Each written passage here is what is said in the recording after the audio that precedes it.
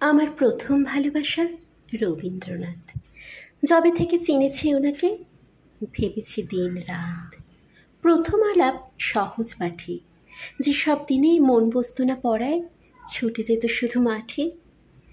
তারপর তো ধীরে ধীরে আলাপ হলো গাঢ়, ভালো লাগা আরও গভীর হলো যতই ওনার লেখা পড়লাম আরও। সব লেখাতেই কোথাও যেন আমার আমিটাকে খুঁজে পাই। ভালো লাগে চিন্তা ভাবনাটাকে। প্রশ্নের সে ছোট্ট ছেলেটা দুপুর হলেই যে পড়াশুনো শিখেই তুলে রাখতে চাইতো সে।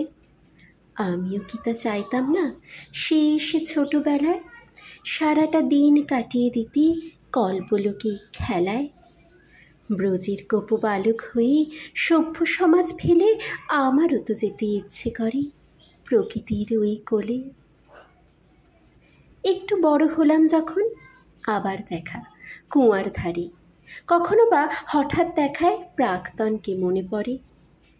বিনুর বয়স 23 যখন রোগে ধরল তাকে, তার কষ্ট ছড়িয়েছিল আমারও এই বুকে। এই বাংলার ঘরে ঘরে অতি সাধারণ মেয়ে অনেক আছে আমারই মতো ভাগ্যের পথ চেয়ে। জীবন পথে চলতে চলতে অনেক লোকের সাথে দেখা হয়, কথা হয়, হয়তো ভালোও লাগে তাকে। কত ভালো লাগা, কত ভালোবাসা সব যায় আর আসে, কিন্তু শুধু রবীন্দ্রনাথ সদা মনের কোণে বসে। তিনিই আমার মনের মানুষ, তিনিই আমার প্রাণের। নাস্তিকেরও যে ঠাকুর তিনি, রাজাও তিনি গানের।